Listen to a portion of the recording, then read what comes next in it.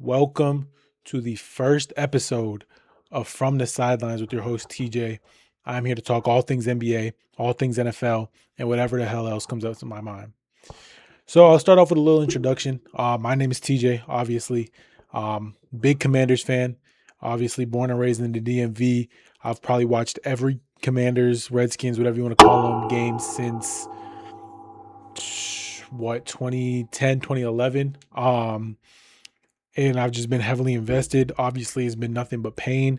Hopefully this year we can get back on track. And then for the NBA side of things, I'm a Miami Heat fan. A little bit weirder of a story getting into that one. I started off as a Bulls fan back in like 2011 when Derrick Rose was around winning MVP. And I just loved Derrick Rose. I remember like one of my earliest birthday gifts I remember. Well, not really, but like one of the ones that like stuck with me for a long time was my mom got me a full Bulls uniform, shorts, jersey, and it was Derrick Rose. That was probably like 2010, 2011. So I was a big fan. And then over time, Derrick Rose stopped playing as much. Jimmy Butler started coming around. And when Jimmy Butler started coming around, I was a big fan of Jimmy's game. When he won MVP, like most improved, all that, was a big Jimmy fan. And then when did he get traded? 2017. I kind of didn't keep up with the Bulls like that. I was kind of just like, oh, I like Jimmy Butler. So, when Jimmy gets traded to the Timberwolves, I start rooting for the Timberwolves for that season. And I'm just following Jimmy. He goes to the Sixers. I'm following Jimmy. Eventually he ends up in Miami. And obviously it helps that we went to the finals the first year, right? But then after a while, I just started really like falling in love with the Heat. Bam Adebayo, love Bam. Tyler Hero is one of my favorite players, even though I know that's a whole discussion, and trust me, we'll get into that later on in the episode. Um, but yeah, just big turned into a big Heat fan. So when Jimmy left last year, it was kind of like I was kind of conflicted because I still wanted to root for Jimmy. I still love my dog, but I kind of turned into a Heat fan a little bit. And so now, like, I would just say I'm a Heat fan. For the longest time, I just said I was a Jimmy Butler fan. Wherever he goes, I follow. But now I've cemented myself as a Miami Heat fan. But yeah, I've been watching basketball probably like heavily, consistently since like 2017, 2016. Um, but I've been watching since like 2011, 2010, and same with the NFL. The NFL, though, I've been watching since I started watching from day one, consistently every week. Like I know I say I'm a Commanders fan, but I watch every game I can watch. I sit there on the couch every Sunday and I'm watching everything, right? NBA, I'm the same way. I try to watch as many games as I can, whether it's Heat, whoever's playing, right? If it's I mean, you'll catch me at the beginning of the seasons, and I'll be watching Nets versus Wizards games just to see how the rookies are doing, new players and new places. That's one of my favorite things at the start of the NBA season because so much more happens. I feel like than in the NFL. But this year in the NFL, a lot has happened, which we'll also get onto later in the episode. But I want to start kicking things off with the New York Knicks take down the Spurs in game one of the NBA Finals in a shocking manner. Shout out Jalen Brunson. Like the first quarter of the game, and I'm watching this with my friends. The first quarter of the game, I'm like, wow, this kind of going a similar way to the way the Cavs game one went, right? Where they're starting off slow. Defense is kind of holding them in, but not doing enough because the offense is really going nowhere. And then Jalen Brunson gets injured twice, and it's like, oh man, Jalen Brunson, like it looked bad. It looked bad. Of course, he comes in and he does what he does in the fourth quarter. But what I took away from this game, from the Spurs side of things, is where I'll start off. Wemby, you Wemby, you're 7'4", man, 8 foot wingspan, and you're playing soft as hell, man. 2 for 9 for three, I want to say. I'll pull up the box score right here. But I know that it was just bad. It was just bad all around. Um, Wemby shot terribly. Devin Vassell shot terribly. Um, Outside of Julian Champagny, they made a total of 5 threes. I think I'm counting right. 5 threes or six outside of Julian Champagny, and Julian Champagny had five, and all of those came in the first half. So if you're the Spurs, that's not going to work. What I really wanted to highlight was Wemby going 2 for 9 for three and 6 for 21 from the field. He might have had 26 points and 12 rebounds, but if you watch that game, did not look like that. It did not look like he had 6 turnovers as your center. Wemby, you are 7'4", alien. I get it. You can shoot, you can dribble. But in a game like this, it is necessary for you to get to your spots. You don't have to come to the ball. You're not that type of player, right? Wemby is not as good as he is. He is not a ISO at the top of the key, get to a bucket. And no, he's not Kevin Durant, right? He's not Donovan Mitchell. He's not Jalen Brown. He's not. And I think he falls into playing like that too much to the point where it's really aggravating. It's so hard to watch when he's playing like that, when he's shooting 9 threes. Now go back to, I want to say it was game 2 or game 3 of the Thunder series, and he shot maybe 3 threes, and he had, a really good game, dominated. And where are the rebounds at, man? I know he ends up finishing this one with 12, but through the first half, he had like 3 rebounds. What are we doing, man? You are 7'4". You have got to rebound the basketball. Too many times I watched the ball go over his head. Really disappointed in Wemby. I just, that was the worst game I've ever seen from him. No, it's not, but is up there. That's up there with one of the worst games I've seen from him, especially this postseason run. I know he had a couple of rough games against the Thunder, but it just felt like outside of the first quarter, because there were a couple plays in the first quarter where Josh Hart went down and he tried Wemby, and Wemby sent that shit off the glass. And I want to say it was Karl-Anthony Towns tried Wemby, and he stopped it. And I was like, okay, Wemby's here defensively. And I think he knocked down a 3. He got off to a nice little start. I was like, okay, Wemby's here. And then after that, it just kind of unraveled. Um, just not enough of an impact from him. You're one of the best players in the world. Some might say you're the best player in the world. Just can't play like that. And then another player that we really need to talk about is De'Aaron Fox. 7 points, 3 of 13. That's inexcusable. That is inexcusable. They brought you in to be the veteran, to be the guy that all-star guard that knows what he's doing, knows what to do in the playoffs. He's been in the playoffs. He's been in the game 7. He knows all of this. Like, he knows what he's doing. He's experienced this. He's been notoriously a clutch player throughout his Sacramento days. So it's weird that he's coming to the Spurs, and I understand he's been dealing with injuries and all that, but just inexcusable. And in a game where Dylan Harper looked as good as he did, especially in that first half, for Mitch Johnson to just be like, we're going with De'Aaron Fox down the stretch, made little to no sense to me. I understand that Fox is your guy. He's your all-star. You want him to know that you trust him. But it's the finals. I can't be holding somebody's hand. If they're playing bad, they're playing bad. They go to the bench. I don't care who you are. If you're not playing good, and especially a guy like De'Aaron Fox, who don't get me wrong, De'Aaron Fox is a star, but he's not Shea. Like, if Shea's having a bad game, I understand you're going to still put Shea out there, right? Even to a lesser degree. If Donovan Mitchell's not having a great game, you're going to still put Donovan Mitchell out there. I don't think De'Aaron Fox is on that level right now, especially when you have a young Dylan Harper who has just been phenomenal the whole postseason, and in this game specifically, just been fantastic. Just, I think that's a poor coaching decision. And then there was a shot, like I think with like a minute left, where De'Aaron Fox gets right to his spot, little nice easy jumper, could have tied the game. Game could have gone differently, just smoked it. And that's when I was like, this game's over. De'Aaron Fox, just bad. I really didn't like it. Carter Bryant only gets 4 minutes in this one. I thought he could have played more. I thought he was doing a good job on Jalen Brunson, even though Jalen Brunson did, I think, score 3 straight buckets on him when he was in a game. He was making it hard, tiring him down, I think. And Carter Bryant's somebody who's going to have to play more in this series, just because I don't know how much you can trust Devin Vassell if he's going to have a game where he's going 4 of 11, 1 for 6 from 3. He's good defensively, but I'd rather have Carter Bryant's defensive impact. And Keldon Johnson, 6th man of the year, which I don't think he deserved. I don't think it should have been his. I think Jaime Jaquez had a better season in every aspect of it. I understand that they're a playoff team and the Heat unfortunately weren't, but 6th man of the year, playing 8 minutes and looked awful in all 8 minutes. And I thought the last series he looked horrendous as well. So he's a guy that I'm taking all his minutes away, and I'm giving him to Carter Bryant too. I understand Carter Bryant's young. He makes dumb mistakes sometimes, but at the same time, I'm just trying stuff. If I'm Mitch Johnson right now, I'm just trying stuff. So yeah, Julian Champagny really good in the first half, cooled off. The one thing you have to look forward to if you are the Spurs is that you're probably not going to shoot this bad again. You made 9 threes. You shot like 20 some percent from the 3 point line. Probably not going to have that bad of a game from everybody again. Because looking at this box score, Wemby had 26, least impactful 26 ever.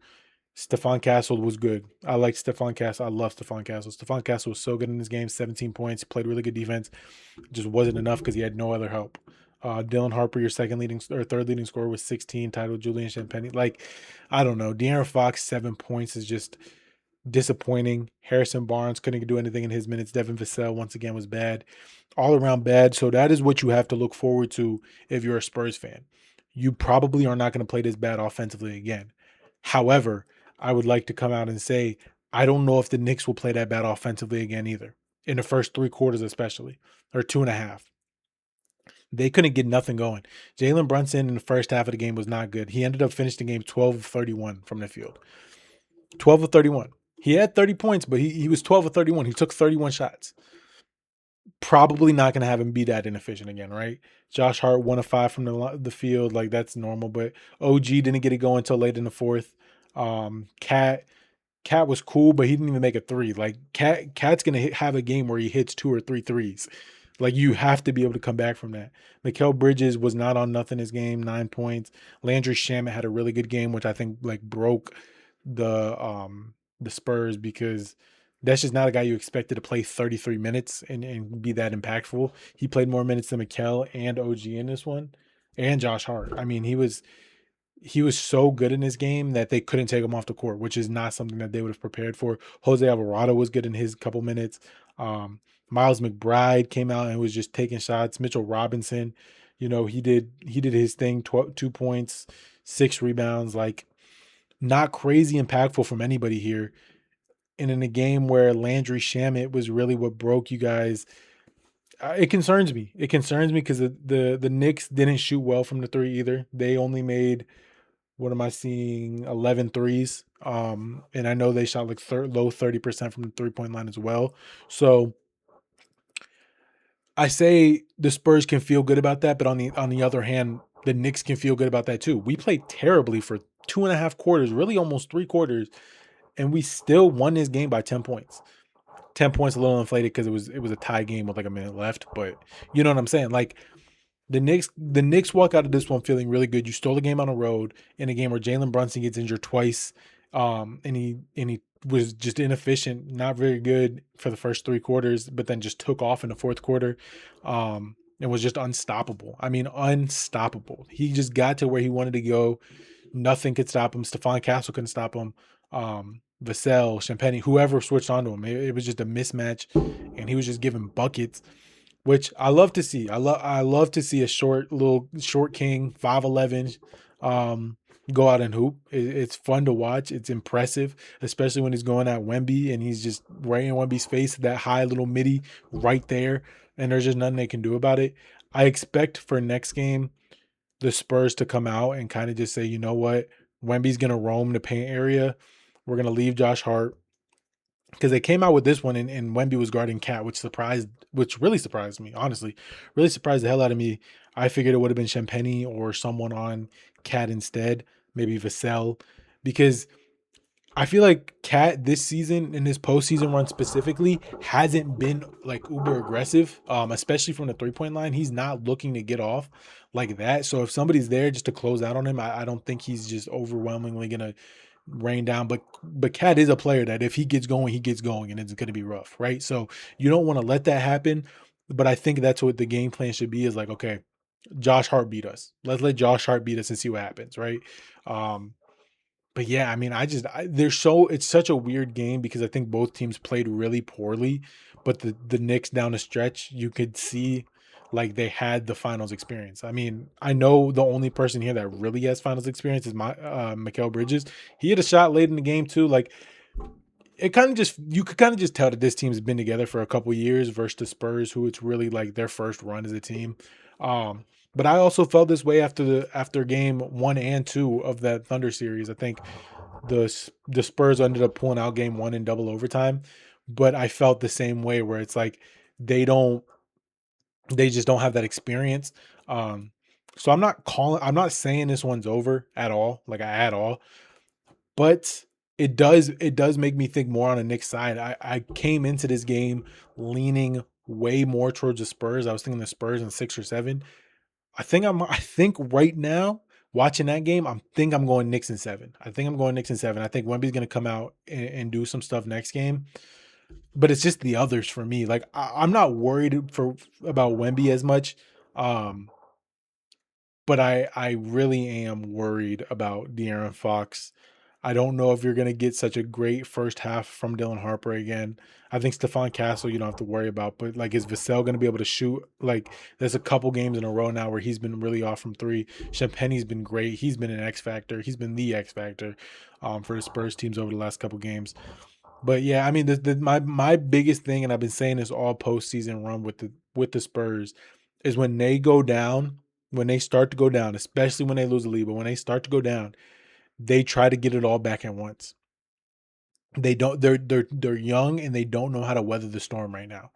If you watch every time you see the Spurs let the other team start going on a run, they just start chucking. They just start shot chucking. Wemby will just call for the ball at the top of the 3-point line, chuck a shot. They swing the ball to Vassell, he's just chucking a shot. They try to get it back in one go every time down. And I think even late in the game last night, that's what they started doing. They go down 4 points, and I think Wemby comes up and tries to take a three. And it's just like, man, like just weather the storm. Just weather the storm. It doesn't have to be a home run. You guys don't have to be on an 18-0 run to be feeling yourself, right? Like just weather the storm. So I think that's my biggest gripe with the Spurs team right now is that they don't know how to just relax everything. They don't have someone out there that can just be like, "Yo, calm down, calm down." And that's what they want De'Aaron Fox to be, but he's not been that. He's not been that veteran leadership that's like, "Okay, I'm gonna get the ball. I'm gonna slow us down. I'm gonna go get us a bucket." They've been really struggling with that. So I do think I lean. It's such a toss up. I think it's gonna go 7 games. I could see the Knicks. I could see the Spurs. If you want me to be honest, I want the Spurs to win. Like I think that'd just be fun. But I also I would not be opposed to seeing the Knicks win um, at all because I think Jalen Brunson is just so good. Like this is such a good team. It's such a well built team. You don't see teams get put together the way the Knicks are, which is so fun for me personally because the Knicks are one of the few teams, if I think off the top of my head, they're the only team that none of their star players they drafted. Matter of fact, I don't know of all these players like Jalen Brunson, free agency, Cat trade, OG trade, Josh Hart, I think was a trade, Mikal Bridges was a trade, Landry Shamet they picked up, Jose Alvarado they traded for, Jordan Clarkson they picked up. The only people that are playing for them that were drafted there are Mitchell Robinson and Miles McBride. You don't see teams being built like that. So it's Leon Rose, shout out because it's a masterclass. Um, but yeah, I think I'm leaning the Knicks in this one. But game two, I'm definitely gonna lean Spurs. I think Wemby might come out. I think it might be a little bit of a dominant, like this is we here. We deserve to be here. This is who we are. Stop messing with us type of game. But transitioning off of that game, I wanted to talk a little bit about just NBA trade rumors and free agency rumors and all types of stuff. Big one, Giannis. Is Giannis on the move? I think Giannis, man, like I'm so tired of that story. Like I'm so tired of hearing about Giannis. Like, can we just get it over with? I know as a Heat fan, I should be somebody that's excited. Like, oh, we might get Giannis, we might get Giannis. Like we're the overwhelming favorites. I'm tired of hearing about him. I feel like for the last year and a half, that's all we've heard about. Giannis might get traded. Giannis might ask for a trade, and then Giannis will come back. Nah, I don't want to be traded. I want to stay in Milwaukee. And then it's like 2 hours later, you'll see Chris Haynes like Giannis is unhappy with the way the but can we just do something? Can we just move this along? Like I think the Heat by far have the best offer. I think Tyler Hero, Kaloware, I think it's 2 or 3 picks, 13 in this year's draft, and then they can have Jaime Jaquez. I think that's what the draft is, or the thing is. I know there's another one with Pella Larson and Kaz Yakushonis. I would prefer to keep Kaz, if I'm gonna be honest. Like Pella, especially. I actually Pella Larson is the one guy I really don't want to see traded in this. Um, But Heat Twitter is even in such a weird place because you see like the Heat are always going after stars, but it's just like, man, can we just like I just had enough of hearing about Giannis. I've had enough of hearing about the Heat getting anybody. Like as a Heat fan, I'm sick of hearing the John Morant, Kawhi Leonard, anybody that's up for in the market, the Heat are getting, and it's Tyler Hero getting traded away, which I love Tyler Hero. I am a Tyler Hero fan. I'll support him to the day I die. That is my guy. Like I love watching him play. He's one of my favorite players to just watch hoop. But I'm also ready for him to be gone. I'm ready for him to be gone off Miami just because I'm tired of hearing about it. I'm tired of hearing fans complain about it. I'm tired of hearing him in the rumors. I'm tired of all the rumors. Being a Heat fan right now is so annoying because all you hear is rumors and rumors. The same Heat fans that complained about us not going after a star are now complaining about us going after Giannis. It's like, man, you just can't make nobody happy, right? I'm tired of hearing about it. I'm tired of hearing about the Heat. Um, I'm more interested to see where a guy like Kawhi Leonard goes, right? Does Kawhi stay in LA? It seems like that's kind of done. Detroit, I hope he goes to Detroit. That would be phenomenal. Cade desperately needs somebody else to do something to help him. I've been saying this. One of my close friends is a Pistons fan, diehard Pistons fan, and I was telling him before the playoff run, I was like, "Look, bro, I don't think the Pistons gonna do much. Like, I don't think there's any world they make the finals because they don't. It's Cade and then who? Who else is scoring over there? Who else is ball handling?" And he was telling me Dennis Jenkins, and I'm like, man, come playoff time, you like that. That's just not it. That's just not it. And he's like, yeah, but we also got Jalen Duren. I'm like, Jalen Duren, I know the type of player he is. He's not it. There are very few centers in this league that will consistently be aggressive offensively and really like be the second fiddle. And right now is Wemby, Joel Embiid, and Jokic. As far as I'm concerned, because even a guy like Cat, right, who's in the finals, I don't view him. I view him in the same way. I think Karl Anthony Towns a lot of the times is way too passive, way too passive. But Cat's teetering the line, right? But you see it. I mean, you just saw Chet two attempts in a Western Conference Finals Game 7. You've seen it with Evan Mobley every year. Bam Adebayo, I don't know how many times, I don't know how many years in a row I complained that Bam wouldn't be aggressive enough. He started to turn a leaf, 83 points in a game. Come on, stop playing with him. But I don't know how many times I've seen that. So I know the type of player he is. I know that during the regular season he might be good for a cool 20, but that's not his game. It doesn't translate to the playoffs for me. Um, and I'm gonna be honest, call me a hater. I'm not a fan of Jalen Duren. Like I'm not a fan of that prototype of player because I know what I'm getting from him.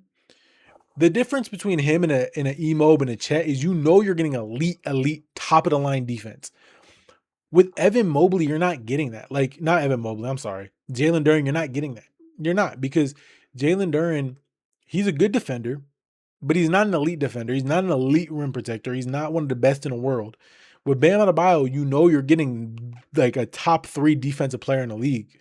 Call me biased. I think Bam, Wemby, and Rudy Gobert are the 3 best defenders in the league. Asar Thompson's another guy that's in that mix, but I think like Bam is a top 10 defender easily, right there with Evan Mobley, right there with Chet. I think he's better than both of them just because of his versatility, his ability to literally guard 1 through 5. No one else can do that shit.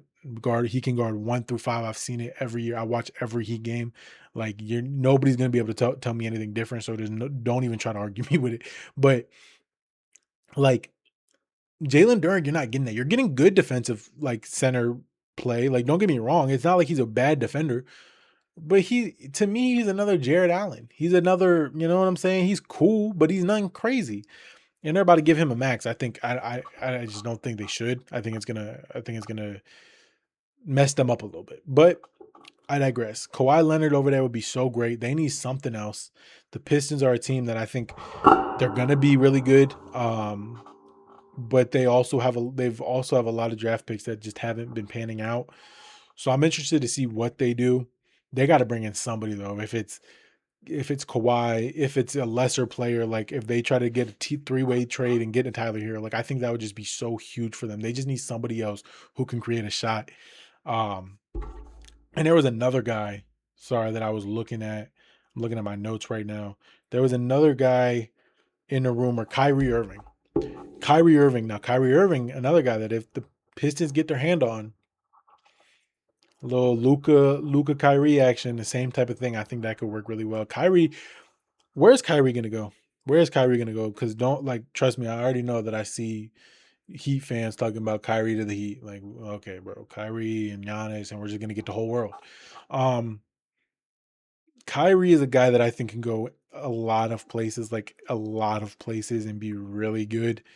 I hope he. I actually Kawhi or Kyrie to the Pistons is probably my favorite match, but it's just weird because Kyrie is such a good player, but and it feels like there's a lot of places that could use a guy like him, but at the same time, like I just don't know how many teams I see that need a point guard right now. Like Miami is one, but other top of the line teams like I don't know. I just don't see a huge market for Kyrie, so I don't think the Mavs are going to get a lot for him. Also, he's like what 34, 35 coming off an ACL.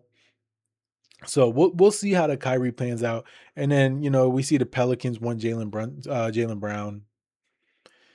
I don't know what they have to give the Celtics that the Celtics would be like, yeah, that's a good return. Like Trey Murphy, Herb Jones, and like a pick swap for Jalen Brown. Like honestly, in theory, it doesn't sound too bad. But at the same time, how much better does that make you? How much better does that make you? Because Trey Murphy, I like Murphy, but he's so up and down that it's like, I'm gonna get really good from him some nights, but some nights I'm not really gonna get much. Herb Jones defensively is a monster, and then like a pick, but I would feel bad for Jalen Brown if they send him over there because I mean that's just messed up. That's just messed up. The Pelicans are a place where people go to die, and I do not want to see Jalen Brown fading out this early. Um, but yeah, like looking ahead towards next year, I think this offseason, I think it's gonna be crazy. I think Giannis gets moved by draft night. I think the Bucks really want an extra pick in his draft. Um, and you hear some sleeper teams. You hear the Blazers are a team apparently in the mix. I don't know why, to be honest. Like we just saw the Giannis and Dame thing didn't really work, so you want to trade for him on your team because maybe it'll work. I don't know. I don't really like the fit over there. Um, and I don't really like their package that much either, like their trade package. And then the Celtics are another team. Again, I just don't know. I mean, Giannis on the Celtics would also obviously be good, but I saw like who the Celtics starting lineup would be, and I'm like, I just don't know, man. I just don't know. Kata, Giannis, Tatum, Shireman, and I don't even know if they could keep Derek White in this trade. I think the trade I saw they could, but then it's like I don't know. And then the if I'm the Bucks, do I want Jalen Brown back? Like I probably want to ship him off somewhere else. Where would that be? I don't know. Maybe that's the case where the Pistons can sneak their way in and be like, hey, we'll give you Ron Holland and who's over there that's making money? Duncan Robinson. I don't even know. I don't even know the trade package that the Pistons have. I know they got some stuff, but it'll be interesting. It'll be a good offseason. Um, it'll be good. I'm excited to see what happens. I'm excited to see what happens with the rest of this finals. I think once again I am gonna say the Knicks, but tomorrow ask me again. I might go back to the Spurs. Um, but yeah, Karl Anthony Towns right now. Finals MVP, just dominated Shaq dominated Wemby, just destroyed him and looked really phenomenal in his game. And it wasn't even a game where Cat was that aggressive. So I'm interested to see how this series goes outside of that. But I wanted to transition into some other stuff, some NFL news. Let's talk about the NFL offseason so far, man. It has been ridiculous. It has been crazy. Myles Garrett to the Rams for Jared Verse, a first, a second, and a third year after year after year. Wow. Wow, wow, wow, wow. I definitely didn't think Myles Garrett was actually going to get traded. Because there was all that rumor last year. He said he posted, he was like, I'm done. And they're like, nah, we're gonna give you an absolute bag. And he was like, all right, I'm back. I'm happy. I'm gonna break the sack record. And then this offseason again, it's like you get Todd Monken with clips like, nah, I haven't talked to or I haven't met Myles Garrett since I've been here and this, that, and the third, but they were still adamant, we're not trading him, we're not trading him, we're not trading him. And then all of a sudden he gets traded. I like to trade for both sides. I really do. I think obviously the Rams are already a Super Bowl contender to me. I think this solidifies them as the favorite. And then for the Browns, it's a good return. I mean, it's not the best return. Like you might have been able to get some other stuff back, but you get Jared Verse back, who he's not that young, but he's young. He's 25, and he's already pretty damn good. You get a first round pick for next year, which unfortunately is going to be low 30s or whatever, and you get a second, and then you get a third. It's good for them. It's not great for them. I think they probably could have gotten better, pick wise, at least other places. But also, how many people were really trying to trade for Myles Garrett? I know the Eagles were a team that's in there. So thank you. Thank you for not doing business with Howie Roseman. Everyone needs to stop doing business with Howie Roseman. He always is fleecing. He's always fleecing. I don't know what we're doing.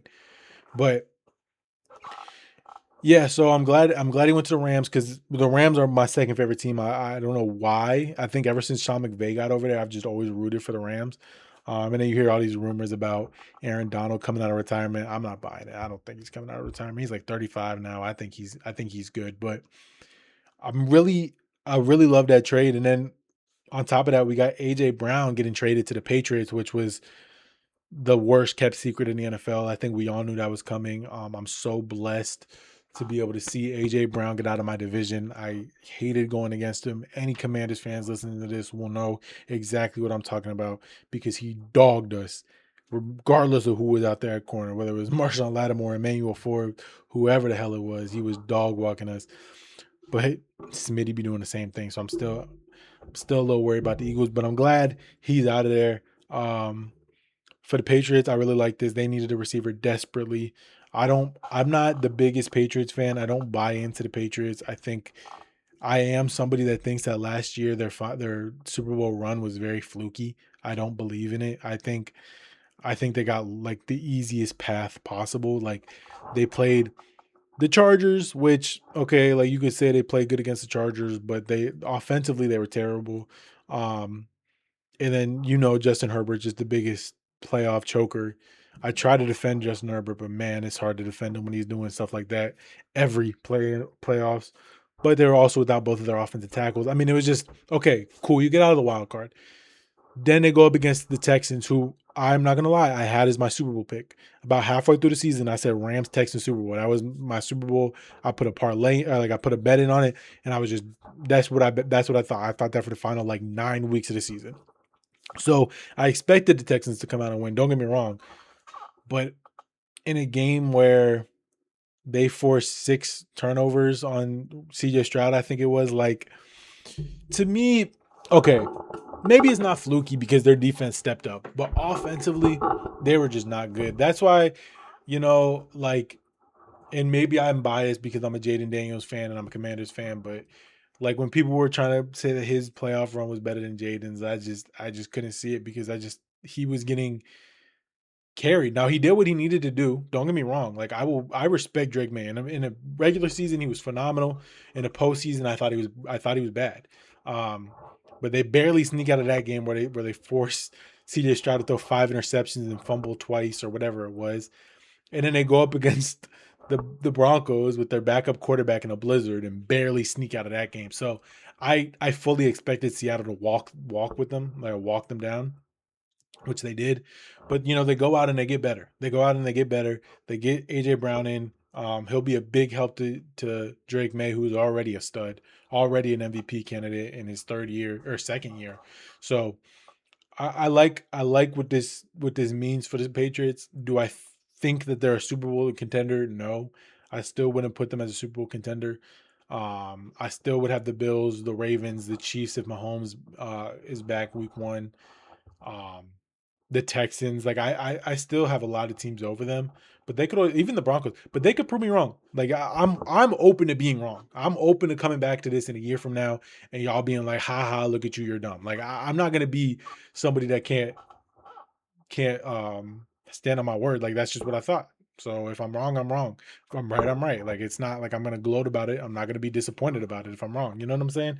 Um, and then the Eagles, I don't really think like for what they do and what they run offensively, I think Smitty being a number one, first off, I'm excited to see because I think he's gonna really show up and show out.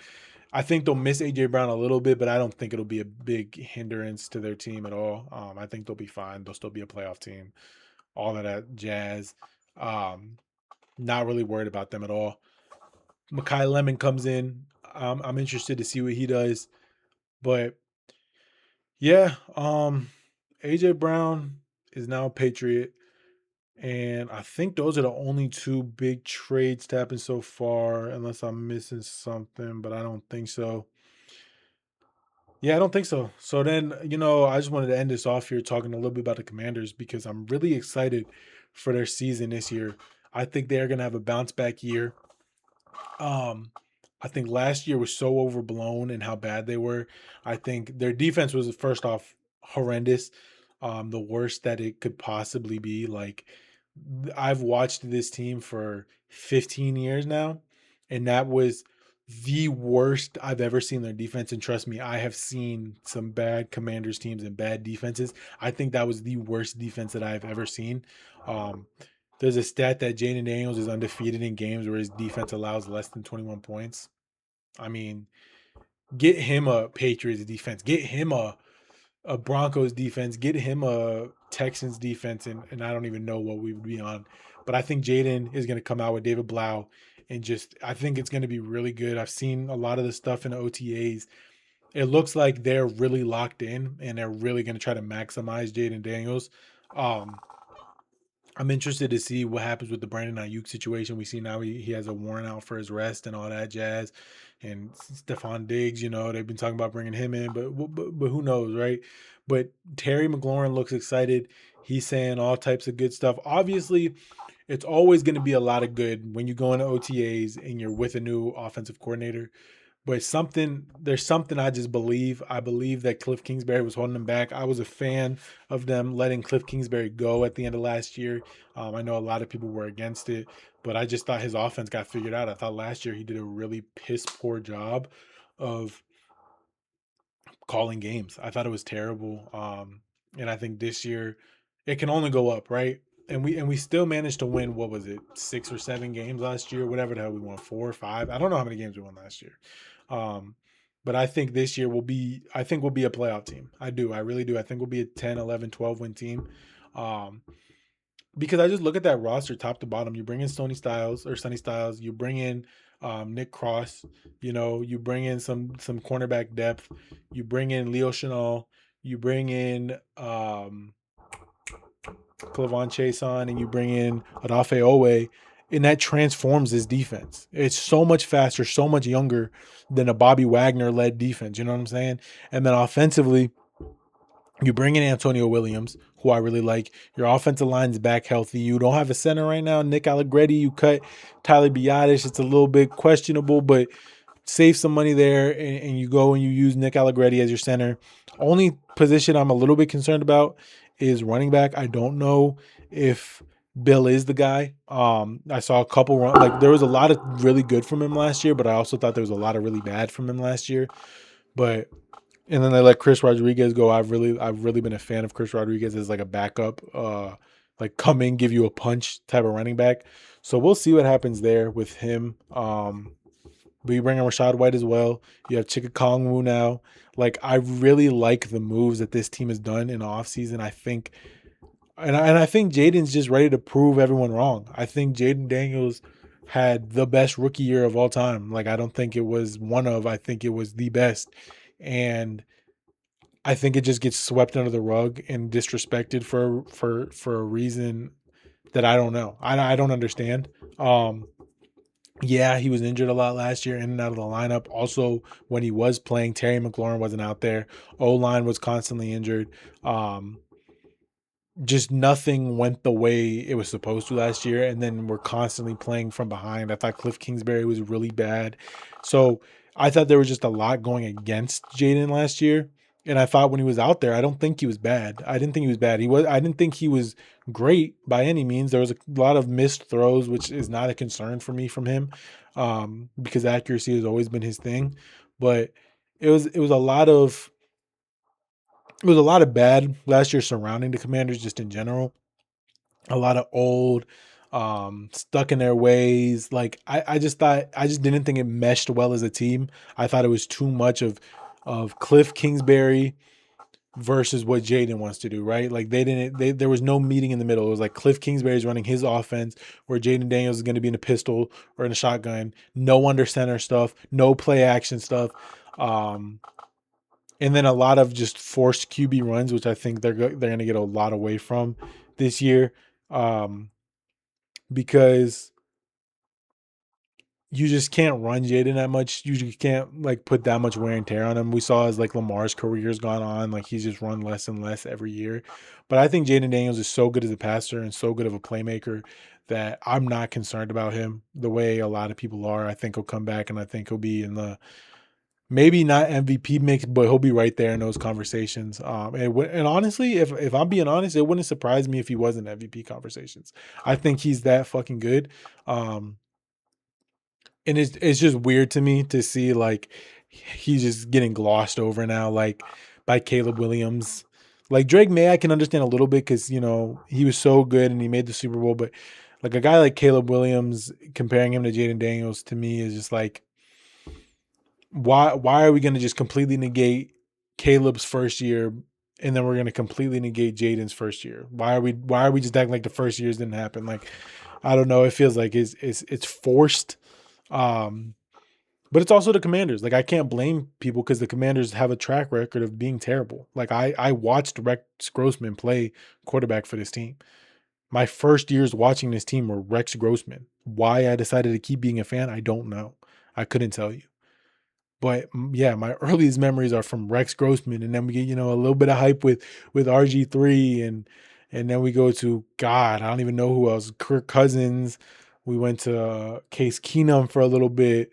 Man, who else was here? Everybody, Taylor Heineke, like Josh Johnson. We've had like literally anybody that you can think of that's just mediocre or bad has played quarterback for this team, and I don't know. Maybe that's what it is. Maybe it's the fact that I don't want that to be the case anymore. Like maybe it's the fact that I want Jaden to be the one to finally break that. I don't want him to be another RG3. Like I seen that. I lived through that. I lived through being so hyped in 2012 and then just being like just devastated because it didn't even last 2 years. Like, you know what I'm saying? Like I've seen that. I don't want that. So maybe that's what it is. Maybe that's where my bias comes through. But I don't know. I just can't let Jaden Daniels just act like he don't exist anymore. So I really do think he's gonna come out and cement himself and be great. Um, but yeah, man, that is gonna wrap this episode up. These are going to be weekly. We're gonna have 2 shows a week every Friday and Monday. Um, yeah, man, this has been the first episode of From the Sidelines. TJ signing out.